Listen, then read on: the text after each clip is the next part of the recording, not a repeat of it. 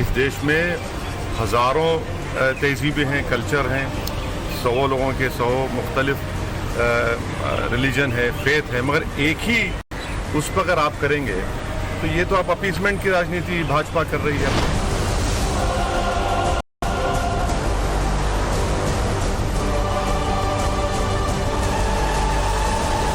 कांवरियों पर फूल बरसाने की बात है तो कांवरिया पर फूल नहीं बरसेगा तो आतंकवादियों पर फूल बरसेगा, उग्रवादियों पर फूल बरसेगा।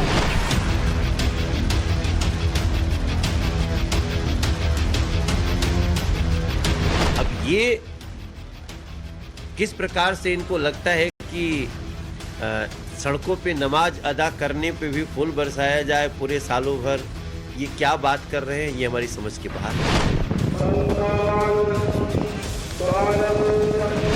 ओवैसी जी का सदा यही काम रहा है कि बगैर किसी तर्क के सवाल खड़े करना।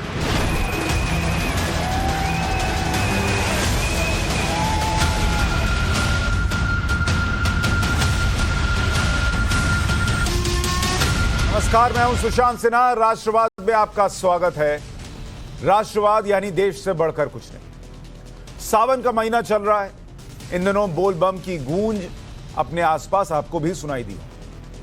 कावड़ लेकर शिव भक्त सड़कों पर दिख रहे हैं। कोई 100-50 तो कहीं पर भक्त सैकड़ों किलोमीटर की दूरी तय करके जल लेकर भगवान भोलेनाथ पर चढ़ाने जाते हैं। पश्चिमी यूपी, हरियाणा से कावड़ियों का बड़ा जत्था हरिद्वार आता है, जबकि बिहार, यूपी से बहुत बड़ा वर्ग देवघर जाता है।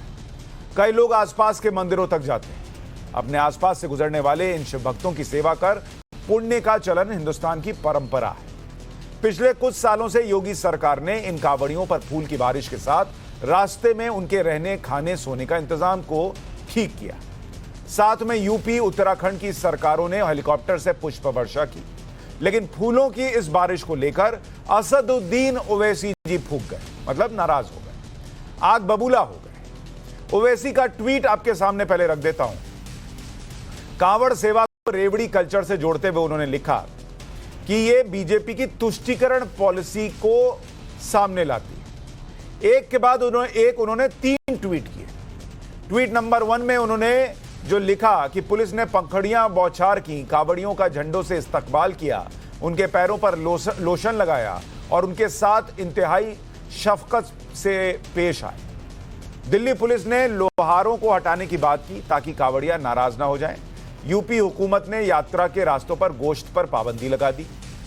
फिर आगे उन्होंने लिखा कि यह रेवड़ी कल्चर नहीं है क्या? मुसलमान खुली जगह पर चंद मिनट के लिए नमाज भी अदा करे तो बवाल हो जाता है। मुसलमान को सिर्फ मुसलमान होने की वजह से पुलिस की गोलियों, हिरासती तशद्दुद और एनएसए, यूएपीए, लिंचिंग, बुलडोजर और तोड़फोड़ का सामना करना पड़ रहा है। ट्वीट नंबर 3 उन्होंने किया कि कावड़ियों के जज्बात इतने मुतजलजल हैं कि वे किसी मुसलमान पुलिस एहलकार का नाम भी बर्दाश्त नहीं कर सकते। यह भेदभाव क्यों? यकसानियत नहीं होनी चाहिए। एक से नफरत, दूसरों से मोहब्बत क्यों? एक मजहब के लिए ट्रैफिक डाइवर्ट, दूसरे के लिए बुलडोजर क्यों? असदुद्दीन ओवैसी के ये 3 ट्वीट आपके सामने रख दिए, जिसमें साफ दिख रहा है कि उनको बड़ी परेशानी हो गई कि कावड़ियों पर फूल कैसे बरस गए। और हर बार की तरह लंबी चौड़ी फहरिस्त है झूठ की कि मुसलमानों को टारगेट किया जाता है, मुसलमान सड़क पर नमाज पढ़े तो दिक्कत हो जाती है। अरे भैया, दिक्कत हो जाती है क्योंकि पूरे सड़क को जाम कर दिया जाता है। कावड़ियों के लिए सड़क जाम नहीं हो रहा, उनके लिए सड़क पर रास्ता बनाया गया। वैसे ही जैसे मुहर्रम का त्योहार होता है तो वहां पर मुहर्रम का जुलूस निकलता है तो उसके लिए भी रास्ता बना दिया जाता है। कावड़ियों पर फूल की बारिश से आग बबूला हुए ओवैसी इतने पर नहीं रुके। कैमरे पर यह भी बताया कि उन्हें दिक्कत क्यों है, किन किन बातों से है। एक बार उनका बयान सुनिए, फिर आगे की बात बताता हूं। आप कांवड़ यात्रा को, कांवड़ियों को आप उनके पैर दबाइए, उनके पैर की मालिश करिए, आप उन पर फूल बरसाइए, इस पर हमको एतराज नहीं है।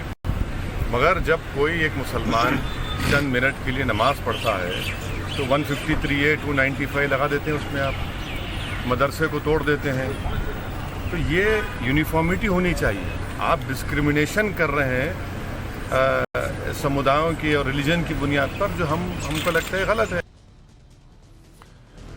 असदुद्दीन ओवैसी रोज बोलते हैं, हर मुद्दे पर बोलते हैं, और उसमें से आधी से ज्यादा बातें जो हैं वो फैक्चुअली सही नहीं होती। मदरसों को तोड़ दे रहे हैं। अरे भैया, उसी उत्तर प्रदेश में मदरसों को आधुनिक बनाया जा रहा है। ओवैसी का यह बयान उस वक्त आया जब कावड़ यात्रा पीक पर है। कावड़ पर थूकने के आरोप और कुछ दूसरी चीजों को लेकर विवाद चल रहे हैं। पुलिस अपने तरीके से मामले को टैकल भी कर रही है।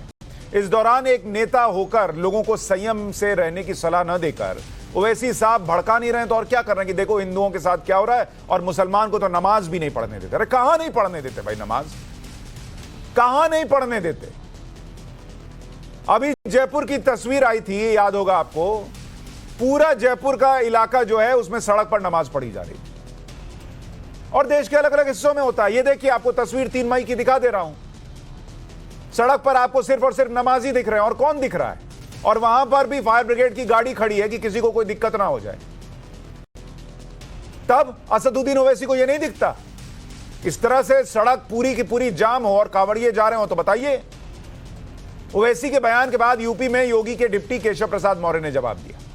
उन्होंने क्या कहा, पहले वो भी सुन लीजिए। अगर कोई नमाज सड़क पे कर लेता है, सरकार को आपत्ति हो जाती है, लेकिन यहाँ पे पुलिस प्रशासन पूरा सहूलियत दे रहा है, उनकी पुष्प वर्षा की जा रही है। नहीं, हमने उत्तर प्रदेश में जो व्यवस्था खड़ी की, उस व्यवस्था का सब लोग स्वागत कर रहे हैं। अब लोग अपना मस्जिदों में जाकर नमाज पढ़ते हैं, ईदगाह में नमाज पढ़ते हैं।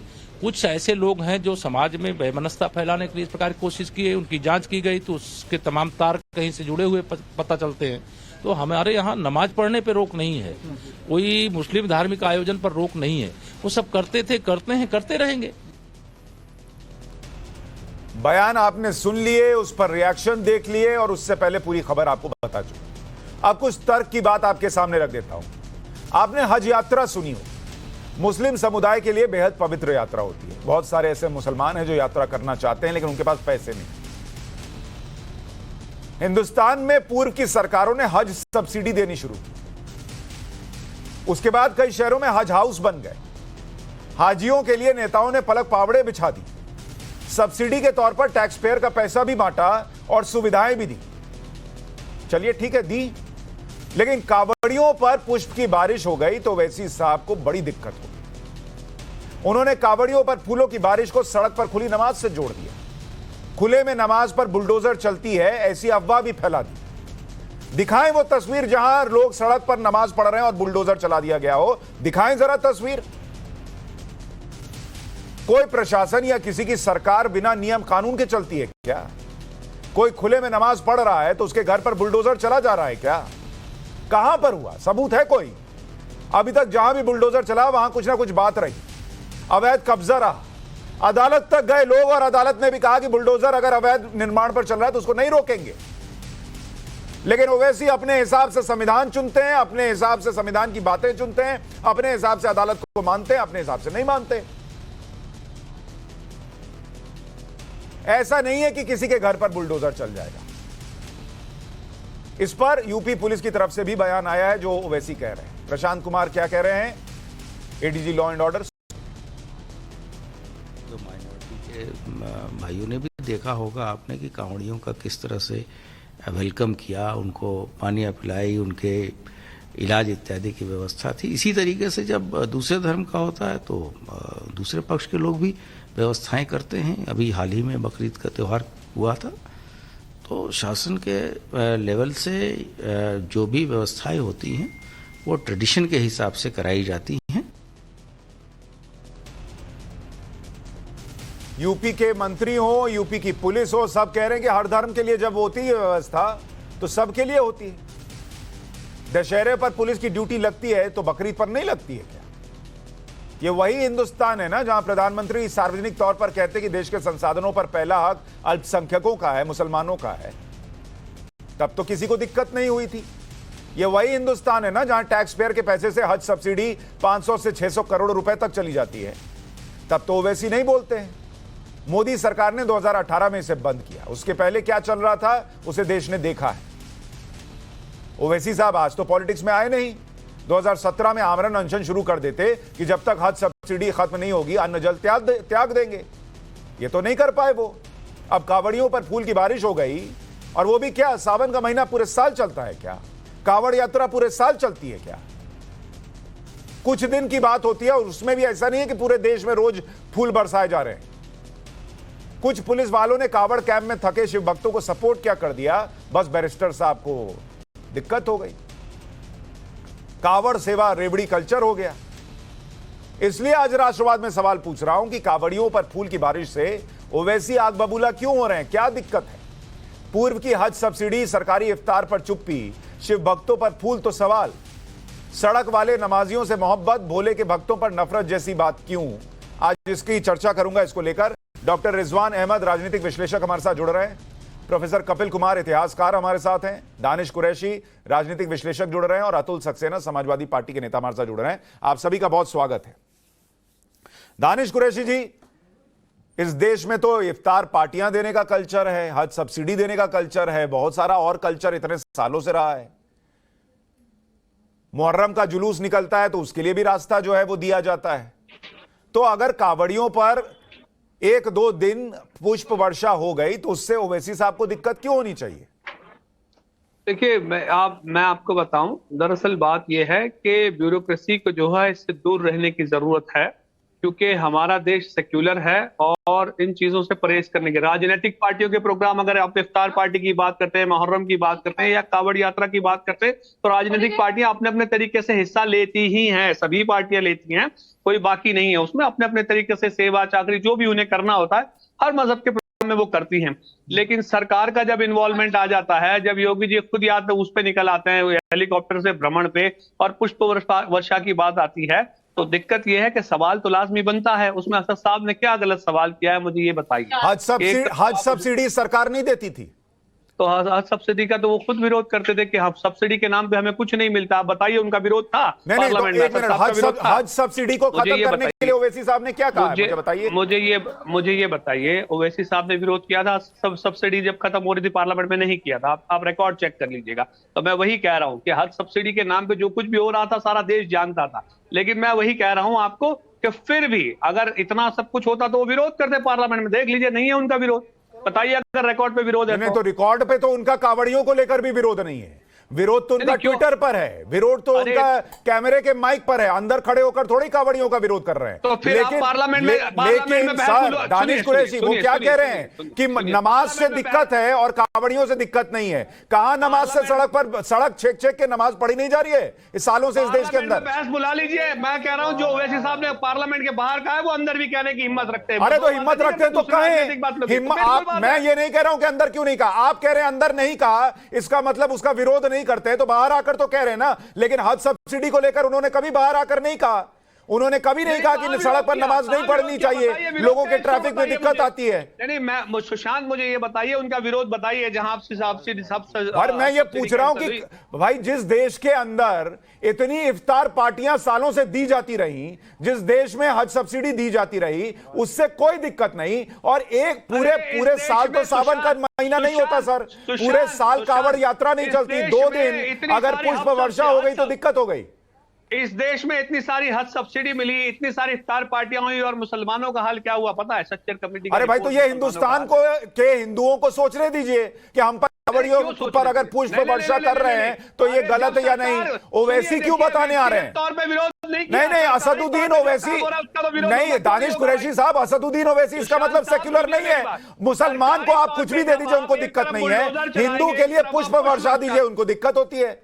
एक तरफ आप बुलडोजर चलाएंगे, दूसरी तरफ नहीं, किसके घर पर बुलडोजर चला है? सुप्रीम कोर्ट ने कहा कि बुलडोजर जो है नहीं रोक सकते, अवैध निर्माण पर चलेगा। हिंदू के घर पे भी चल रहा है, मुसलमान के घर पर भी चल रहा है। ओवैसी को सिर्फ मुसलमान दिखता है तो क्या करें? वो तो सारी नीतियां तो दिखाई पड़ती हैं सुशांत। नहीं, दानिश भाई, आप कम से कम असदुद्दीन ओवैसी को डिफेंड करने के नाम पर गलत बात मत बोलिए, क्योंकि वो तो फैक्ट बिना बोले चले जाते हैं। आपसे फैक्ट पर बात होगी। रिजवान अहमद, आपके हिसाब से क्या कावड़ियों पर पुष्प वर्षा करके इस देश में सेक्युलरिज्म खत्म कर दिया गया है और यह बहुत बड़ा अपराध कर दिया है योगी आदित्यनाथ और कुछ सरकारों ने?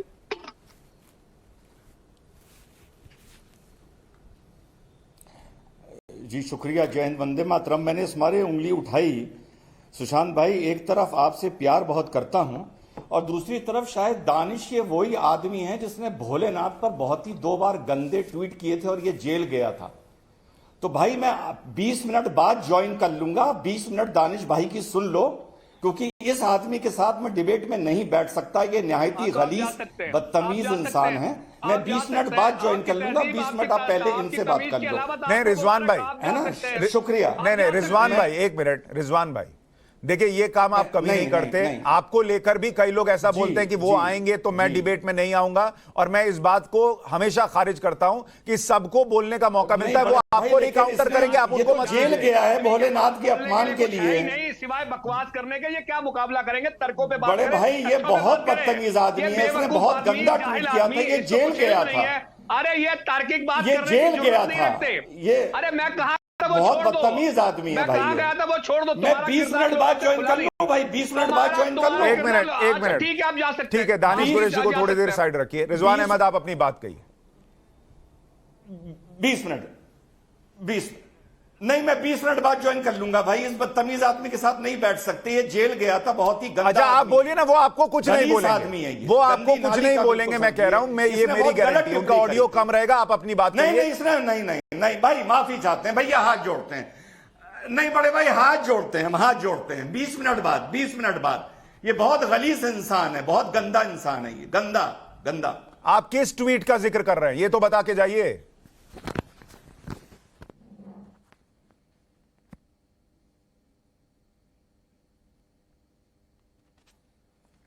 कपिल कुमार जी, आप अपनी बात कहिए फिर।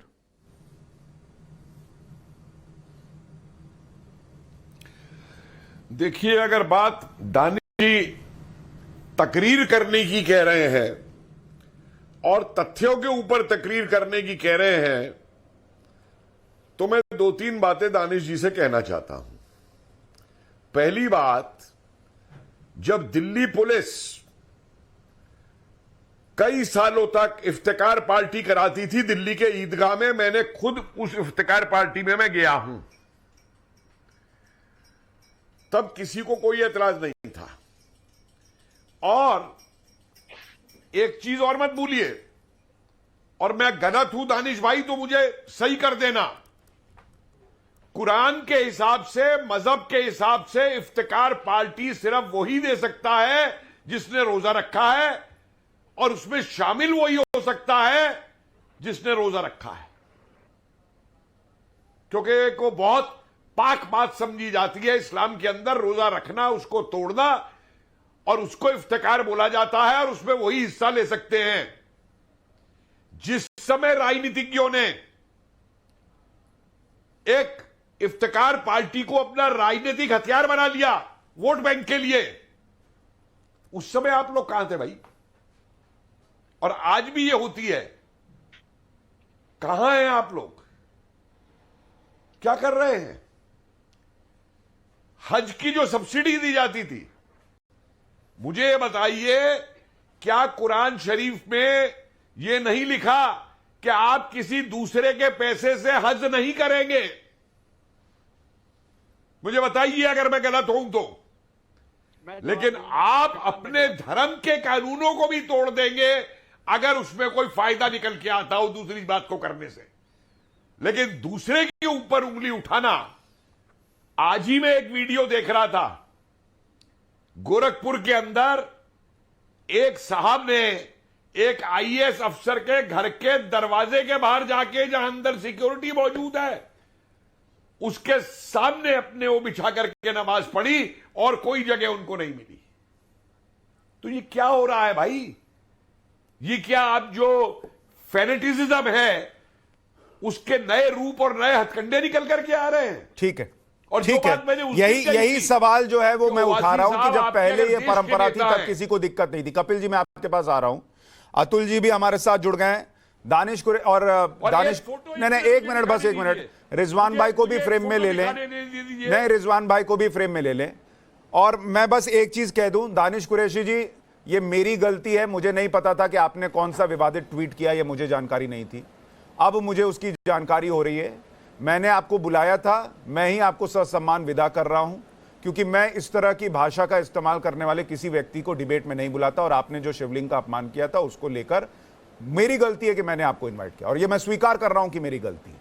इसलिए माफी के साथ दर्शकों से भी माफी मांगते हुए और आपको जो है मैं विदा कर रहा हूं। अब अतुल जी आपसे बात करता हूं। समाजवादी पार्टी सरकार के वक्त जो है कई चीजें हुई जो लोगों के सामने हैं, कई इफ्तार पार्टियां भी होती थी।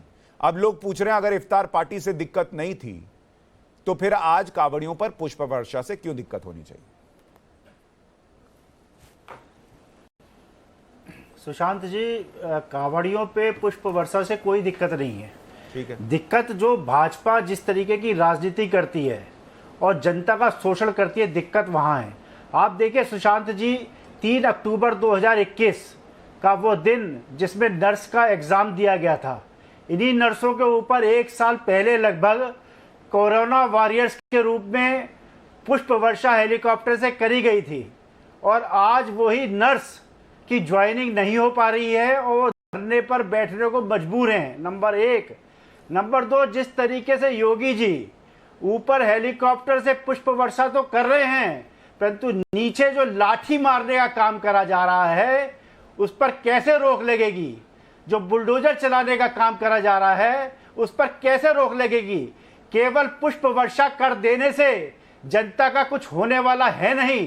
पुष्प वर्षा करिए, कोई बात नहीं है, परंतु जो आप दोबारा झूठ बोल करके सत्ता में आए और आने के बाद 100 दिन से अधिक का समय हो गया, उससे जनता का क्या कर दिया? 100 दिन का उत्सव भी बनाया। जो इफ्तार पार्टियां समाजवादी पार्टी देती रही, नहीं, उससे मुसलमानों का क्या भला हो गया? यही ओवैसी खड़े होकर आप लोगों को भी कहते हैं सर, यही ओवैसी खड़े होकर कहते हैं कि समाजवादी पार्टी ने मुसलमानों का शोषण किया। आपने बहुत अच्छा, सुशांत जी, आपने बहुत अच्छा प्रश्न मेरे से कर लिया।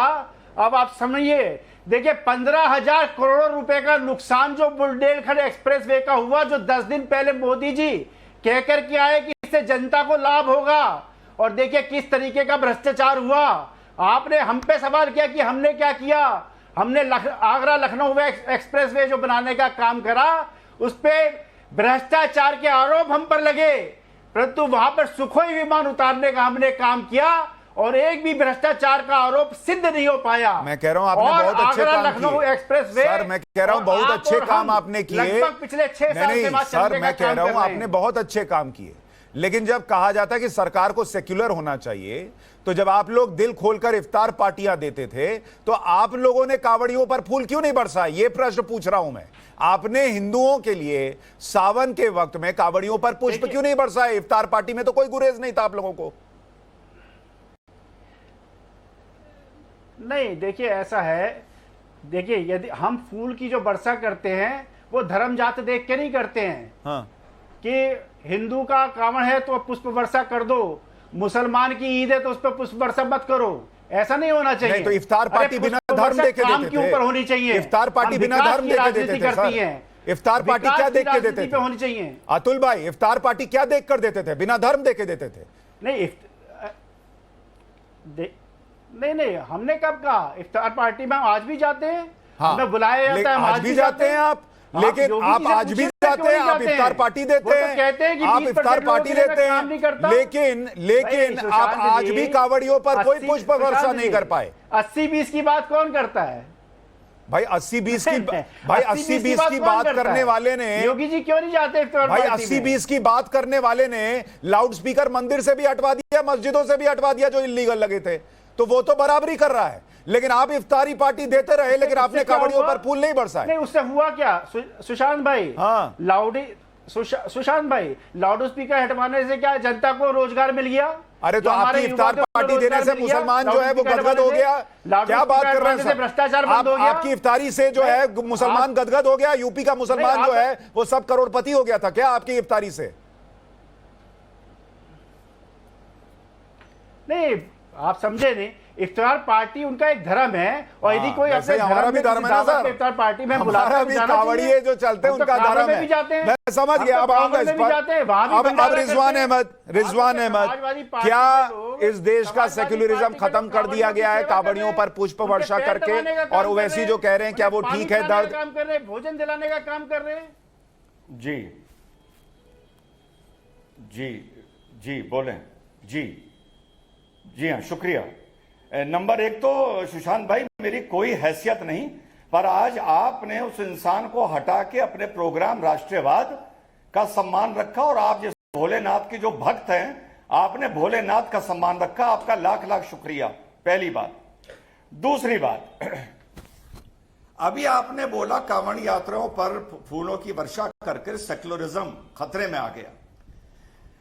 सुशांत भाई, जिस दिन आप ऐसी चीजों पर सफाई देना बंद कर देंगे, मेरी एक आप नई लाइन सुनिए, नई लाइन दे रहा हूं इस विवाद पर। जिस दिन आप और हिंदू, स्वाभिमानी हिंदू ऐसी बातों पर सफाई देना मुसलमानों को या सेकुलर पार्टियों को बंद कर देगा, उस दिन मेरे कलेजे में ठंडक पहुंचेगी, ठंडक।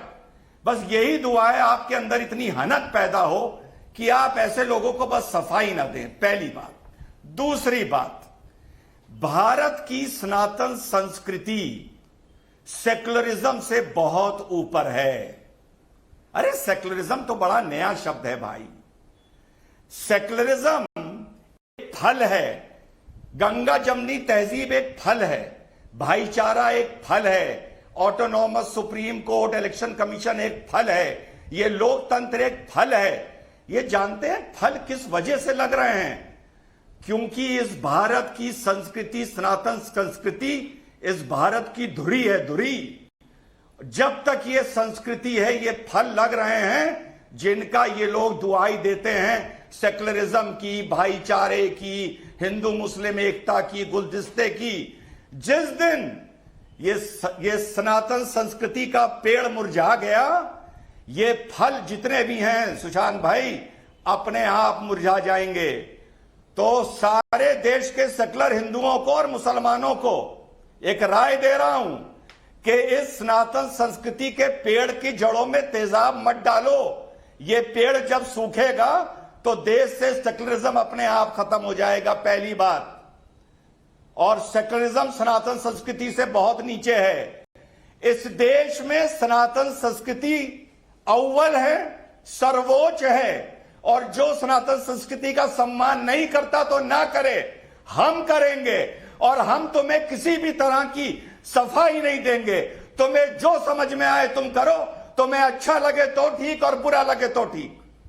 नहीं, लेकिन रिजवान भाई, इसमें एक प्रश्न ये है, आप कह रहे हैं कि उस पर चर्चा न कीजिए, ठीक है, नहीं भी कर ले, लेकिन असदुद्दीन ओवैसी जो कहकर चले जाते हैं, जो उन्होंने ट्वीट में लिख दिया, वो ट्वीट तो हम नहीं रोक सकते। वो ट्वीट तो कोई नहीं रोक सकता जिसमें वो लिखकर चले गए कि नमाज पढ़ने पर सड़क पर दिक्कत हो जाती है, लेकिन कावड़ियों पर फूल बरस रहे हैं। देखो ये लोग जो है मुसलमान पर बुलडोजर चलाते हैं और हिंदुओं के लिए देखिए क्या हो रहा है। अब ये जो नफरत फैलाने की बात है, क्या इस देश को बांटेगा नहीं? क्या इस देश में पत्थर चलाने की और पेट्रोल बम फेंकने की वजह नहीं दे देगा कुछ असामाजिक तत्वों को? पहली चीज सुशांत भाई, आप जाहिले आजम तुलना ही अगर गलत करें तो मैं कुछ नहीं कर सकता। कांवड़िया यात्रा को नमाज से मिलाना गलत है। कांवड़िया यात्रा को आप मिलाइए जब नमाजी ईदगाह नमाज पढ़ने भीड़ में झुंड में जाते हैं, उसकी आप तुलना पहली बात कांवड़िया यात्रा से करेंगे, पहली चीज। दूसरी चीज, जैसा मैंने आपसे बोला कि अगर मुसलमान लीडरान और विपक्ष सिर्फ चुप हो जाए, चुप, तो शायद राजनीति में और बतौर कौम मुसलमानों का और विपक्ष का फायदा हो जाएगा। लेकिन ये बोल बोल के अपने ही पैरों पे कुल्हाड़ी मारते हैं। और आखिरी बात सुशांत भाई, आखिरी बात करूंगा और बड़ी महत्वपूर्ण बात है, और आपके मन से ये संदेश देश तक जाना चाहिए। 1.5 महीने इस देश ने भोलेनाथ का अपमान देखा है, 1.5 महीने, याद है, सबको याद है। ये भोलेनाथ के भगत, ये भोलेनाथ के दीवाने, ये भोलेनाथ के सपूत जो आज लाखों की संख्या में निकलकर पैदल पैदल इनके पैरों में छाले पड़ रहे हैं और ये जल चढ़ाने जा रहे हैं। सोचिए सुशांत भाई, इन लोगों का लाख लाख शुक्र है, चरण स्पर्श है इनका। जब भोलेनाथ का अपमान हो रहा था और दानिश कुरैशी जैसे लोग भोलेनाथ का अपमान कर रहे थे, अगर ये भोलेनाथ के भक्त उसी तरह घरों से निकल आते हाथों में पत्थर लेकर और हाथों में पेट्रोल बम लेकर, तो ये देश क्या करता? अरे इन लोगों का शुक्र करना चाहिए कि ये आज जल चढ़ाने के लिए अपने घरों से निकले हैं। ये तब अपने घरों से नहीं निकले जब मुसलमान पत्थर चला रहा था और मुसलमान पेट्रोल बम चला रहा था। देखिए, ये बात आपकी ठीक है, घरों से ये बात मैं हमेशा कहता हूं कि देश की कानून व्यवस्था के हिसाब से सबको चलना चाहिए, और कम से कम इस देश में हिंदू धर्म के लोग जो हैं, कम से कम अगर उसमें विश्वास रख रहे हैं और वो सीमाएं नहीं लांघ रहे हैं, दायरे को नहीं तोड़ रहे हैं, तो वो इस देश के लिए भला है और ये दूसरों को भी करना चाहिए, और ये हर बार होता है और यही होना भी चाहिए। लेकिन कपिल जी, मुझे एक बात बताइए जी, जो रिजवान भाई कह रहे हैं कि ऐसी चीजों पे चर्चा ही मत कीजिए, क्या उससे समस्या का हल हो जाएगा? क्या इससे दिमाग में जो नफरत भरी जा रही है कि देखो नमाज पढ़ने नहीं दे रहे हैं और यहां फूल बरसा रहे हैं, ये नफरत जो है वो दिमाग में नहीं जाएगी, या ये रेवड़ी कल्चर है और इसको सरकार को ही रोकना चाहिए, तभी चीजें ठीक होंगी?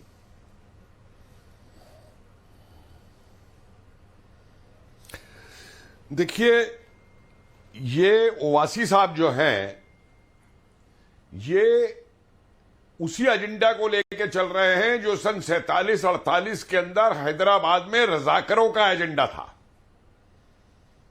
आपको शायद मालूम नहीं होगा कि 47 के अंदर करीबन 80,000 लोग राजस्थान और इधर उधर के इलाकों से हैदराबाद पहुंच गए थे कि उन्हें पाकिस्तान जाना है, और हैदराबाद ने कहा था हमें पाकिस्तान के साथ जाना है या हैदराबाद रहना है, और 47 के बाद ये सारे हैदराबाद में रहे, और जितने रजाकरों ने उस समय हिंदुओं पे जो अत्याचार किए थे उन सबको माफ कर दिया गया, उन पे कोई सजाएं नहीं हुई। और आज ओवैसी साहब उसी एजेंडे को लेकर चलते हैं। जब इनका भाई कहता है कि 20 मिनट के लिए पुलिस हटा लो, तब संविधान कहां चला जाता है? तब इनको संविधान याद नहीं आता, तब इनको सेकुलरिज्म याद नहीं आता। सिर्फ मुस्लिम की बात करना, कहे कि मैं सिर्फ मुस्लिम नेता हूं, देश की बात करना बंद करें। कहे कि मैं जिन्ना हूं, और जिस तरीके से जिन्ना देश में बात करता था, मुस्लिम उसकी मैं बात कर रहा हूं। कहे कि जिस तरीके से जिन्ना ने डायरेक्ट एक्शन कॉल की दी थी 16 अगस्त 1946 को, वही मेरा भाई कह रहा है कि 20 मिनट को पुलिस हटा लो। खुद विदेश में पढ़ के आएंगे और यहां के मुसलमान को कहेंगे तुम मदरसे में जाकर के पढ़ो। खुद इनके कुनबे के पास अभी बोल रहे थे, समाजवादी पार्टी के पहुंचे बोल रहे थे जो, अरे मुझसे मत कहलवाइए, देखिए मैं राजनीतिज्ञ नहीं हूं, इसलिए मैं आपकी राजनीतिक पार्टी में बोलना नहीं चाहता हूं, लेकिन मेरी जबान अगर आपकी राजनीतिक पार्टी पे खुलनी शुरू होगी ना, तो जितना क्रिमिनल है यूपी का, उसका आप फूल से स्वागत करते हैं अपनी पार्टी के अंदर।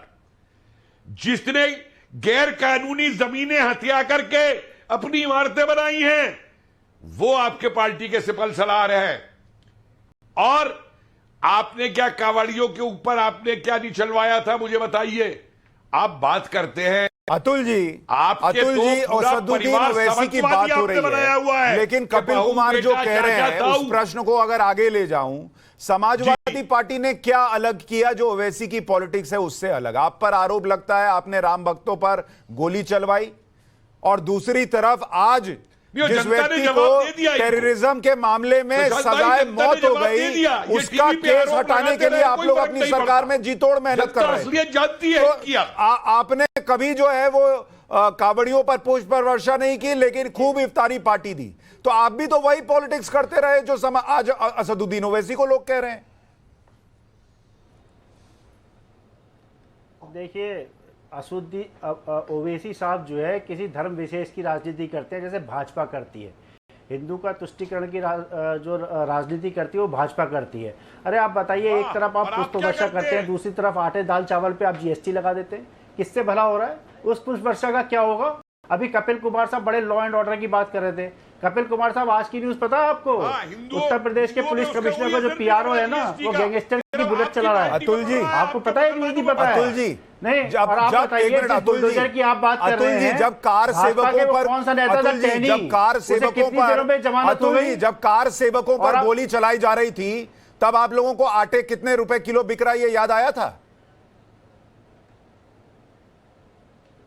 नहीं, कार सेवकों पे गोली चलाई जा रही थी। आपने गोधरा कांड पता है आपको? उस पे गोली किसने चलवाई थी? जरा उसका भी जिक्र कर दीजिए। गोधरा कांड में आपको सुप्रीम कोर्ट का वर्डिक्ट पता है? आपको गोधरा कांड में सुप्रीम कोर्ट का वर्डिक्ट पता है? एसआईटी की रिपोर्ट को क्या कहा है सुप्रीम कोर्ट ने? नहीं, एसआईटी की रिपोर्ट पे तो वो बेचारा एसपी जो है जेल काट चुका, वो तो छोड़ दीजिए सुशांत जी। नहीं, कैसे छोड़ दें? सुप्रीम कोर्ट कह रहा है कि कुछ गड़बड़ नहीं हुआ। आपके कहने पर हम मान लें कि गोधरा में सरकार ने किया, और यहां कार सेवकों पे गोली किसने चलाई इसको भूल जाएं। और वहां सर, अच्छा एक बात और बताइए अतुल भाई एक बात और बताइए। अभी सुप्रीम कोर्ट ने जिस आदमी को सजाए मौत सुनाई टेररिज्म के मामले में, उस आदमी को कौन जेल से छुड़ाना चाहता था? समाजवादी पार्टी सरकार। क्यों? क्योंकि वो आदमी मुसलमान था। और क्या वजह थी बताइए मुझे। नहीं, कौन मुसलमान क्यों था? क्या कौन सी वजह की आप बात कर रहे हैं? सर आप उठा के देख लीजिए, सुप्रीम कोर्ट ने अभी वर्डिक्ट दिया, सजाए मौत की। चलाया जाएगा। आप सुशांत जी, आप देखिए सुप्रीम कोर्ट तो जो है जितनी भी सरकारी संस्थाएं हैं उसका जो है भाजपा किस तरीके से दुरुपयोग कर रही है वो किसी से छुपा नहीं है। चाहे वो जिस तरीके से ईडी का केस लगवा दे, सीबीआई का लगवा दे, सुप्रीम कोर्ट भी इनकी एक जो है कठपुतली हो गया है। अब जब इनके फेवर की बात होती है, अभी नुपुर की जब बात थी तो सुप्रीम कोर्ट ने जब उसे जेल जाने के लिए कहा तो सुप्रीम कोर्ट गलत है। जब ये सुप्रीम कोर्ट को सही नहीं मान रहे थे, भाई ये अपने हिसाब से कैसे चलने लगते हैं? जब इनकी वाहवाही हो तो सुप्रीम कोर्ट ठीक है, जहां इनके नेताओं के आगे सुप्रीम कोर्ट को टिप्पणी कर दे, गलत टिप्पणी करते तो सुप्रीम कोर्ट सुप्रीम कोर्ट की टिप्पणी पर आप कुछ कहेंगे, और वो टिप्पणी चूंकि उनके फैसले का पार्ट नहीं थी इसलिए चर्चा हुई। फैसले को लेकर कोई चर्चा नहीं होती है, ये कम से कम इस देश में चला रहा है। हाँ, कुछ लोग जरूर करते हैं। रिजवान अहमद, अभी कादरी साहब जुड़ गए। कादरी साहब आपके पास आ रहा हूं, उससे पहले रिजवान अहमद, ये जो हज सब्सिडी की बात हो रही है, इस हज सब्सिडी का ओवैसी ने विरोध तो किया था कि भाई इसको बंद कर दीजिए, लेकिन जिस तरह से आज वो ट्वीट पे ट्वीट कर रहे हैं, आज जिस तरीके से मुखर है, उस तरह से मुखरता के साथ उन्होंने हज सब्सिडी के लिए मोर्चा नहीं खोला था। ये चीज है। तो क्या ये माने कि भाई वो तो हज सब्सिडी का भी विरोध कर रहे थे दबे स्वर में ही से, लेकिन कर रहे थे? देखिए, या आज वाले से कंपैरिजन करना पड़ेगा?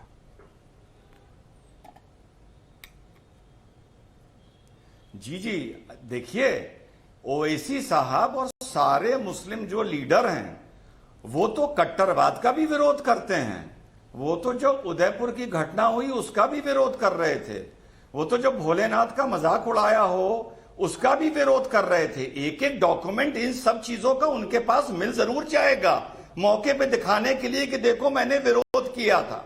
बस विरोध का जो बुखार है उसकी डिग्री में फर्क होता है, पहली चीज। दूसरी चीज, क्योंकि मैं यूपी का हूं, प्रैक्टिकल चीज बताऊं, आज से 12-15 साल पहले कांवड़िया यात्रा जो निकलती थी उसमें बहुत violence and law and order problem create होती थी सुशांत भाई। और धीरे धीरे कांवड़ियास की जो सोशल रिस्पेक्ट थी, क्योंकि ये मैं प्रैक्टिकल बता रहा हूं, आंखों देखी, वो कम होती जा रही थी। लोग न्यूसेंस टाइप समझने लगे थे। हमें शुक्र करना चाहिए इन लोगों का कि धीरे धीरे इनके लीडरान ने जो इनको लेके जत्थे चलते थे उन्होंने अपनी जिम्मेदारी समझी, उन्होंने अपनी रिस्पॉन्सिबिलिटी समझी और वो अपने अंदर एक रिफॉर्म लाए। और शुक्र करना चाहिए योगी जी का कि इस सम्मान के चलते वो एक तरह से कांवड़िया यात्रा पे जब लोग निकल रहे हैं, ये एक माइंड गेम है, ये एक तरह से काउंसलिंग भी है और इतनी बड़ी भीड़ की मैनेजमेंट भी है। आप समझिए, एज अ क्रिमिनल लॉयर मैं आपको बता रहा हूं कि सम्मान देके आदमी को जिम्मेदार बनाना कि तुम भोलेनाथ के भक्त हो, हम तुम्हारा स्वागत करते हैं, पुलिस तुम्हारा स्वागत करती है, तुमसे ये उम्मीद नहीं करी जा सकती कि तुम भोलेनाथ का अपमान करोगे किसी भी तरह की हिंसा करके। ये पूरा योगी जी। रिजवान भाई, भोलेनाथ के भक्तों के लिए आपने करा क्या ये तो बताइए। जो कपिल भाई पैर में छाले पड़ गए, कपिल भाई मैं यही बोल रहा हूं। अरे बोल रहा हूं ना, अरे बोल रहा हूं, अरे बोल रहा हूं प्रभु, अरे प्रभु, अरे प्रभु, प्रभु, अरे कपिल भाई सुनो तो, गाल बजाने से अरे कपिल भाई सुनो तो, अतुल जी बोल रहे हैं समाजवादी पार्टी के नेता। ठीक है अतुल जी सुन लीजिए। अतुल जी आपने प्रश्न पूछा, सुन लीजिए, वो कह रहे मैं जवाब देना चाहता हूं। अतुल जी जवाब सुन लीजिए, जवाब सुन लीजिए। भ्रष्टाचार हो गया, घोटाला, कमाल है भाई, सड़क पर गड्ढे हो गए, अरे कमाल है भाई, नोटबंदी से अरे कमाल है भाई, अरे भाई नोटबंदी से किसी का फायदा नहीं हुआ, कुछ नहीं हुआ, लेकिन आपको लोगों ने उठाकर बाहर कर दिया और 2-2 बार बाहर कर दिया। अब आप कुछ नहीं सुनाते रहिए, लेकिन लोग तो उनको ही चुन रहे हैं जिनको आप कह रहे हैं कि जिनके लिए कुछ नहीं किया। अब रिजवान अहमद जवाब दीजिए, फिर मैं कादरी साहब के पास जाऊं। अतुल जी का ऑडियो सुन लो, रिजवान अहमद बोलिए। सुन लो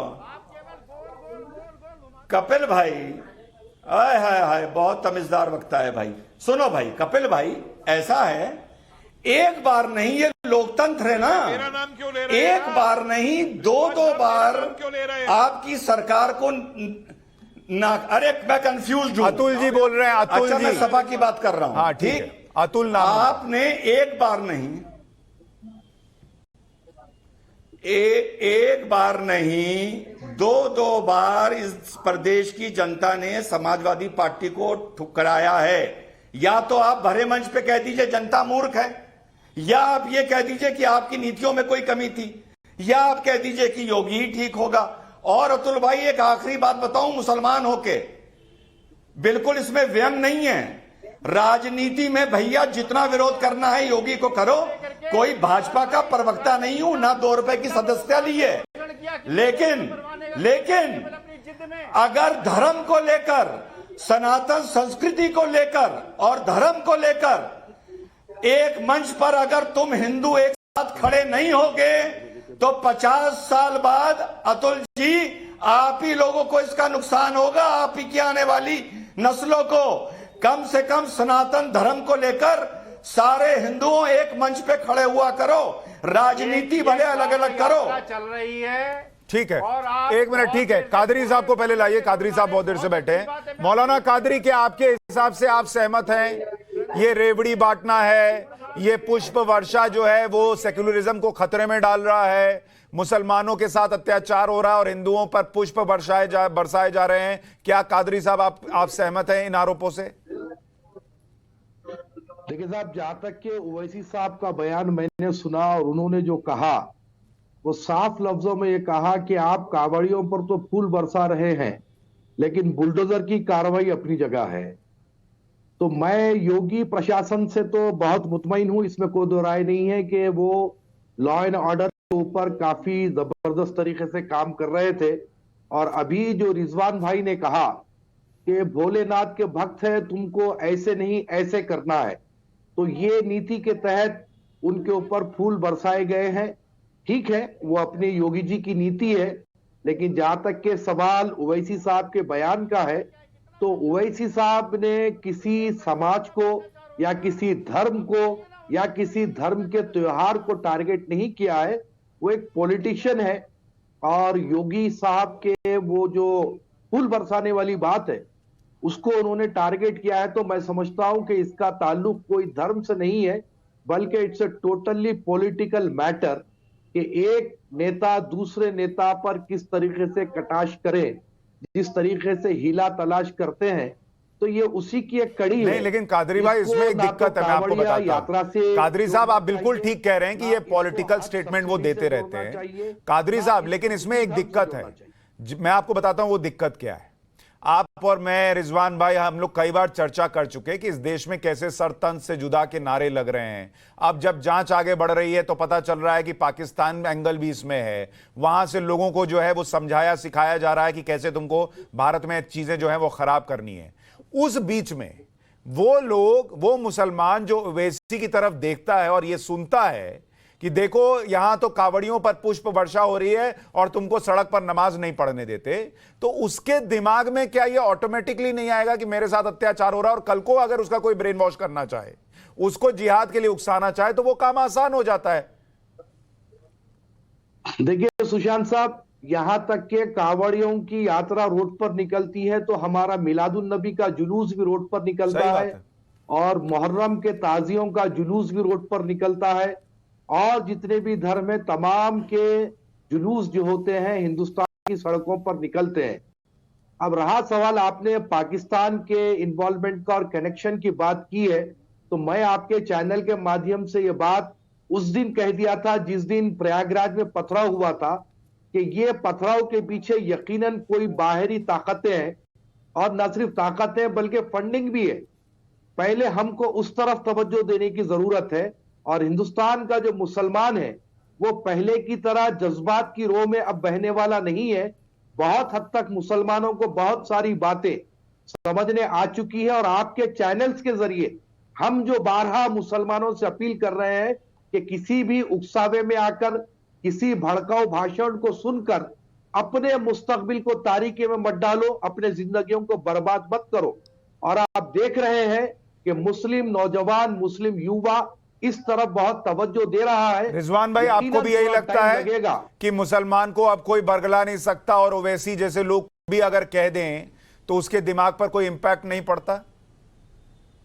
साहब खुली सी बात है, आप देख लीजिएगा। रिजवान अहमद, नुपुर शर्मा का मैटर नहीं, देखिए ये बात यहाँ अच्छी लगती है, कादरी भाई कह रहे हैं बड़ा, उसके बाद कई मुस्लिम नौजवानों ने उसका विरोध किया और कई नए नए अंदाज में उनको भटकाने की फिर कोशिश। पर सर अभी भी केसेस आ रहे हैं ना, दिक्कत ये है। रिजवान अहमद आप जवाब दें, फिर मैं कपिल जी के पास जाऊं, समय कम है। रिजवान अहमद, इंशाल्लाह ऐसे किसी भटकावे में नहीं आएगा, और इंशाल्लाह ऐसी कोई। ठीक है, रिजवान अहमद जी। नहीं, जैसा कादरी भाई ने बोला, काश ऐसा हो, खुदा करे ऐसा हो, लेकिन अगर कादरी भाई जैसे लोग, चलिए मुझको तो ये बागी मानते हैं, कादरी भाई जैसे 10-20 लोग डिबेट्स में आना शुरू करें, अच्छी बात बोलें, बीच की बात बोलें, तो जरूर उसका असर पड़ेगा। लेकिन फिर मैं एक बात दोहराऊंगा, जाते जाते दोहराऊंगा कि सेक्युलरिज्म के, झूठे सेक्युलरिज्म के पीछे भागने के चक्कर में सनातन संस्कृति खतरे में आ जाएगी, जिससे इस देश का अस्तित्व खतरे में आ जाएगा।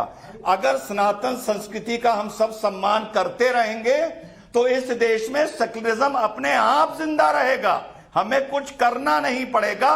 और ओवैसी जैसे लोग और बरेली वाले मौलाना जैसे लोगों से हम लोगों को बचना चाहिए, इनकी बातों में बिल्कुल नहीं आना चाहिए। ठीक है, कपिल जी, कपिल जी।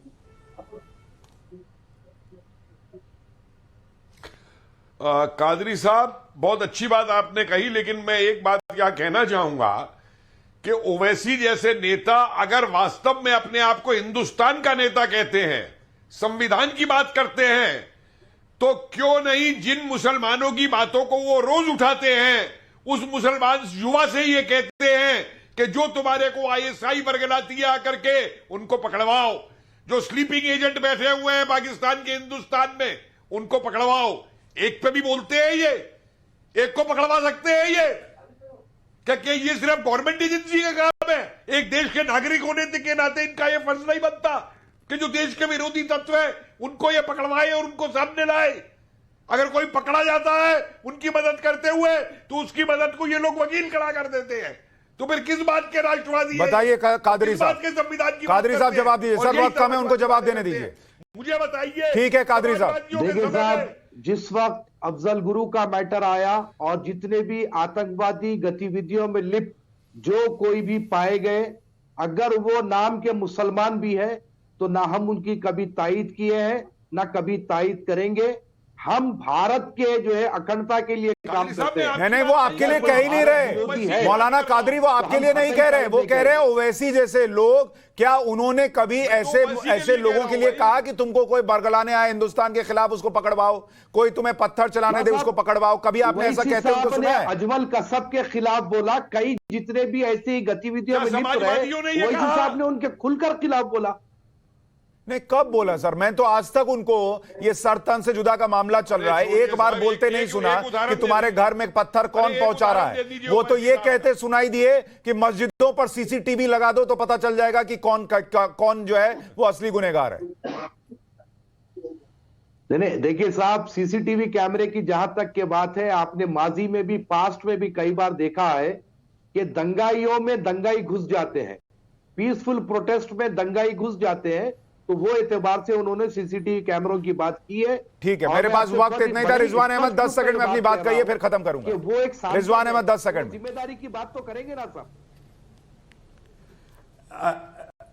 सुशांत भाई, कपिल भाई ने बहुत अच्छी बात कही, बहुत अच्छी बात कही, पर एक बात जरूर कहूंगा कि जो ये मुसलमान हैं को जो प्रोटेक्शन सेकुलर हिंदू दे रहा है, जो इस टाइम आपके चैनल पर भी एक बैठे हैं, जिस दिन इन्होंने प्रोटेक्शन देना बंद कर दिया, शायद मुसलमान मजबूर हो जाएगा गलतियों के खिलाफ बोलने के लिए। जब तक ये सेकुलर हिंदू मुसलमान को प्रोटेक्शन देते रहेंगे, मुसलमान में कोई बदलाव नहीं आएगा। सेक्युलर हिंदू नहीं sir, so called secular Hindu. आपने पूरा शब्द जो है वो ठीक से नहीं बोला। मैं सो कॉल्ड सेक्युलर हिंदू इनको बोलूंगा, जो कि सेक्युलरिज्म जो है उसका चोला पहनकर अपनी पॉलिटिक्स करते हैं। खैर, देश देख रहा है कौन क्या कर रहा है। आप सभी का बहुत शुक्रिया राष्ट्रवाद में आज जुड़ने।